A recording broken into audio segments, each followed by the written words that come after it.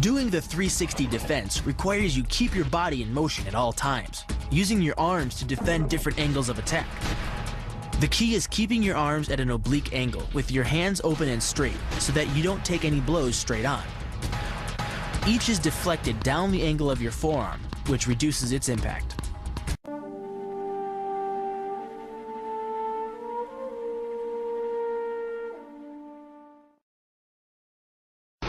The kick's power comes from the torque generated by the rotation of the hips. It's the same principle that cracks a whip.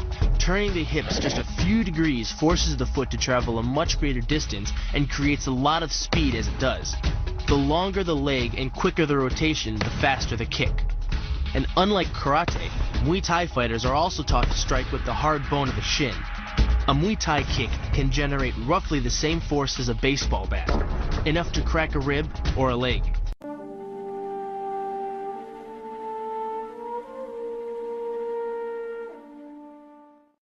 The hyperextension of the elbow, created by pulling back on the locked arm, virtually ensures that he will be taken down.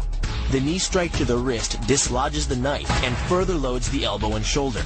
The technique can easily result in damage to the elbow joint, the tendons of the rotator cuff, or even a broken arm.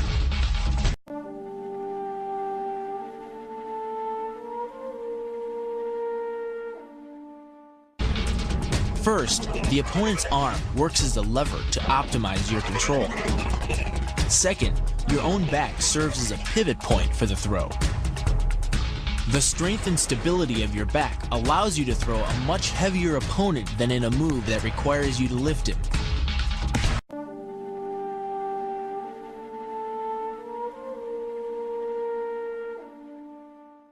This kick is all about speed.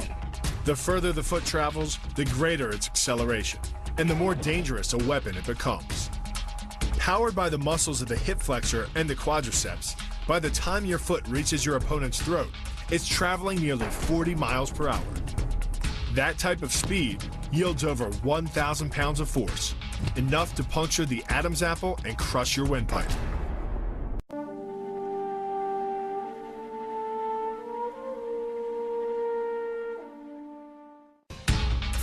But the real damage from the knee bar doesn't come from gravity. It comes from leverage. Once the knee is locked, your hips act like a fulcrum, and his leg acts like a lever, multiplying any force you apply.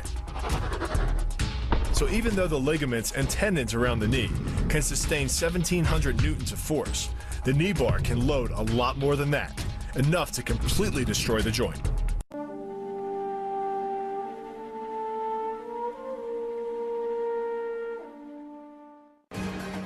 The key to the reap is to get your opponent's center of mass outside his stability zone. To do that, the Marine pushes his opponent at a location above the center of mass, while using his sweeping leg to create a tripping point, which is below his opponent's center of mass. Once the loss of stability has occurred, gravity does the work, and the damage. On the ground and on his back, your opponent is now vulnerable to any number of finishing strikes.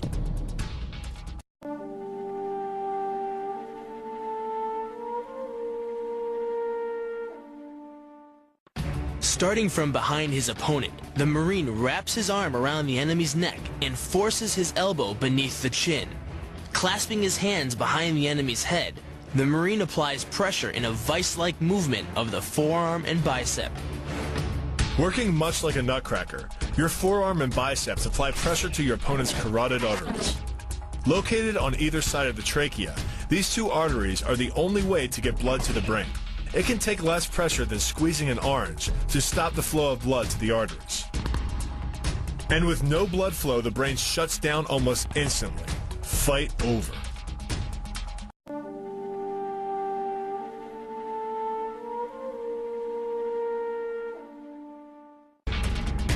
It's aimed at the largest gland in the human body, the liver.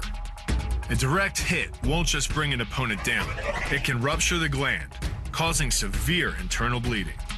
But the liver is well protected by the rib cage, so the kick must be accurate to within half an inch.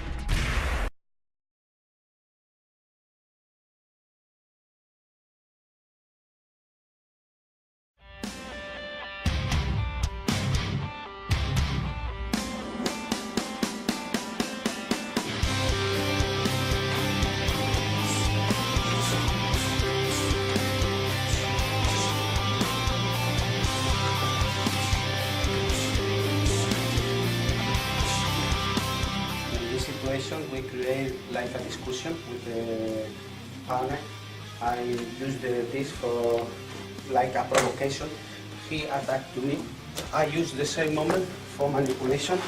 How catch the leg, how manipulation now the body like a shield, counter the wall, control the wall, in the same moment control all the area, catch the leg and block the leg.